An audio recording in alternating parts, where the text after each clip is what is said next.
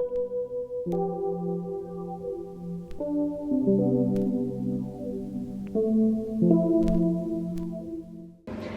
good morning. I'm going to be doing another what I eat in a day video, as you can probably tell from the title. You guys seem to really enjoy the last one, and I really enjoyed filming it, so I thought why not do another one. I really liked the fact that it wasn't planned and I just kind of, you know, had a normal day and just took you with me. So again, I haven't planned what I'm going to be doing. I did recently go on a food shop, which is what made me think about it. And just, can you take a moment to appreciate the stash? Oh my god, I love summer for the food. So much fresh goodness. So I'm going to be making a breakfast for me and Peter this morning. Already don't know what I'm going to be making, so let's figure it out together.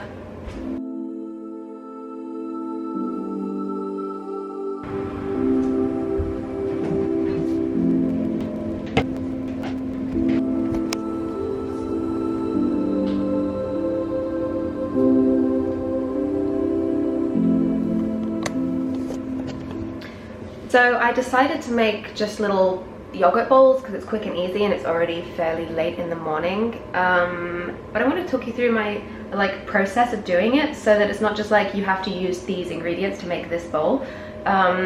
What I do when I'm trying to make kind of any meal, to be honest, is I look at texture as well as taste. So for example, the yogurt bowl is going to be quite liquidy because of the yogurt, so I always want to add a crunch to it, something juicy, something with a lot of flavor. And so if I add, for example, a banana that's also a mushy texture, I'll need something to counteract that, and put maybe some cacao nibs in it, just something with a different texture. That's just how I like my meals. I like it to be super varied and have interesting things going on so that every mouthful is different. So that's what I'm thinking of when I'm building a bowl. So you don't have to use the exact ingredients if you're going to be recreating this. If you don't have them, just look around your kitchen and see what you have, and put something together that you like.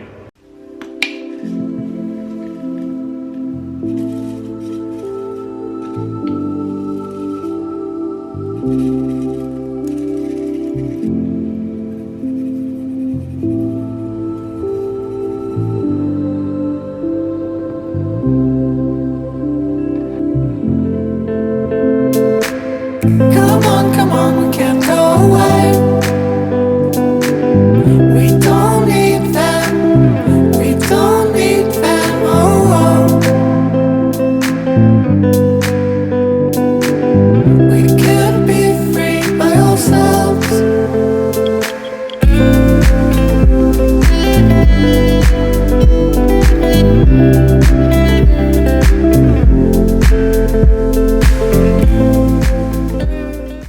So what's in this bowl is some coconut yogurt, some oranges, grapes, oats, chia seeds, buckwheat for that crunch I was talking about, and then I put a little bit of ashwagandha in mine for hormone balancing, and then drizzled on top is a little bit of blackstrap molasses, which is a really good source of vitamin B12.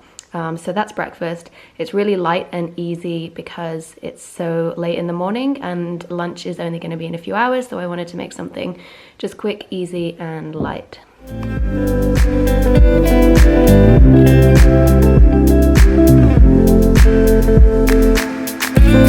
Come on, we can't go away. We don't need them, we don't need them, oh, oh. We could be free by ourselves. Lean on goals and dreams of gold. We don't belong here.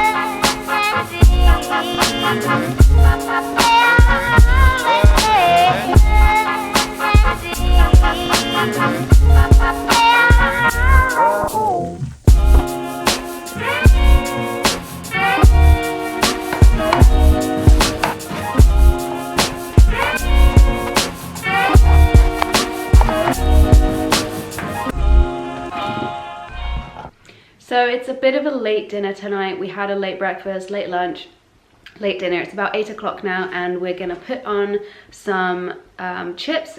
We rediscovered that I had made seitan, like a huge batch of seitan, a little while ago, and I completely forgot about it. It was in the freezer, so we're gonna thaw some of that out, make that into like some crispy, chickeny seitan pieces, and probably have a salad with it as well. That's what we're thinking for dinner. So let's get to making that. And if you're interested in learning how I make my seitan, because one, it's like super cheap, like pennies per ball of seitan.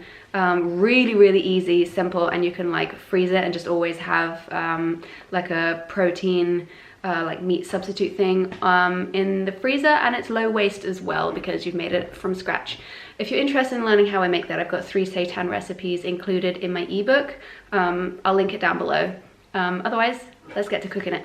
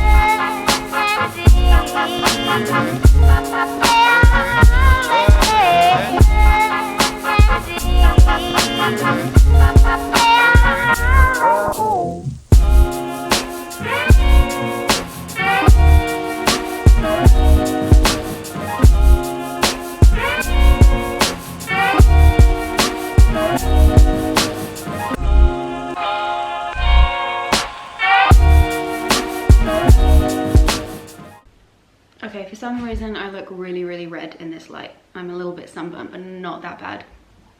So normally, as you know, I eat a whole foods plant-based diet. However, when I don't, it's usually because I'm eating my homemade seitan, which is crispy and delicious. I also make burgers and curries and other things with it, but most of the time I make like crispy chicken pieces. I never actually had KFC, but I imagine this is like the KFC chicken bucket kind of alternative. All 3 of those recipes that I just mentioned are in my ebook, including this one, which is a favorite amongst dinner party people. If you have people around, especially if they're not plant-based, it's good to show them that you can make something that's kind of meaty without killing animals. And it's just really satisfying. And if you've enjoyed kind of fast food before you went plant-based or vegan, this is a great way to kind of bring back that nostalgia. And it's super satisfying. It's really chewy, it has the same kind of texture, and you can flavor it however you want.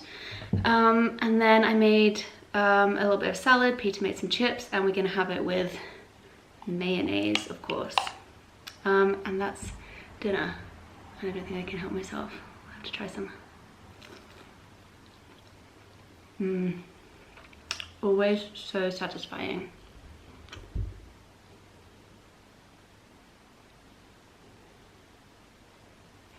So you can see it kind of looks like, I was gonna say the real deal, I mean plant-based foods are real too. It kind of looks like the meat alternative. So if that's something that you're interested in, like I said, it's not the kind of stuff that I normally eat, but it's really, really satisfying. And I quite like making that when other people are around as well. So I'm gonna dig into this. If you haven't subscribed, don't forget to do that now. And I'll see you in the next video. Bye.